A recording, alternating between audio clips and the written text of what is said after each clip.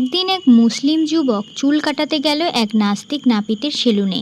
নাপিত সেই যুবককে চুল কাটার সময় বিভিন্ন যুক্তিতর্ক দিয়ে বোঝাতে লাগলো আসলে আল্লাহ বলতে কেউ নেই, যদি সত্যি আল্লাহ বলতে কেউ থাকতো তাহলে ওই রাস্তার পাশে যে ভিক্ষুক বসে আছে সেই ভিক্ষুক ক্ষুধার্ত আর বস্ত্রহীন থাকতো না। তখন ওই মুসলিম যুবকটি কিছু না বলে চুপচাপ সহ্য করতে লাগলো। এরপর যখন তার চুল কাটা শেষ হলো তখন সে সেলুন থেকে বার হয়ে নাপিতকে বাইরে ডেকে বলল, ভাই আপনি কি জানেন এই এলাকায় কোনো নাপিত নেই? তখন সেই নাপিত বলল, আরে মিয়া কি আজে বাজে কথা বলেন, নাপিত না থাকলে আপনার চুল কাটলো কে?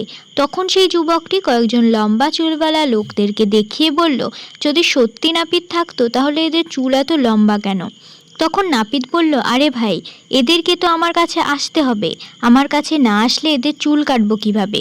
তখন সেই যুবকটি বলল, ঠিক একইভাবে আল্লাহর কাছে চাইতে হবে, আল্লাহর কাছে কিছু না চাইলে আল্লাহ দেবে কিভাবে?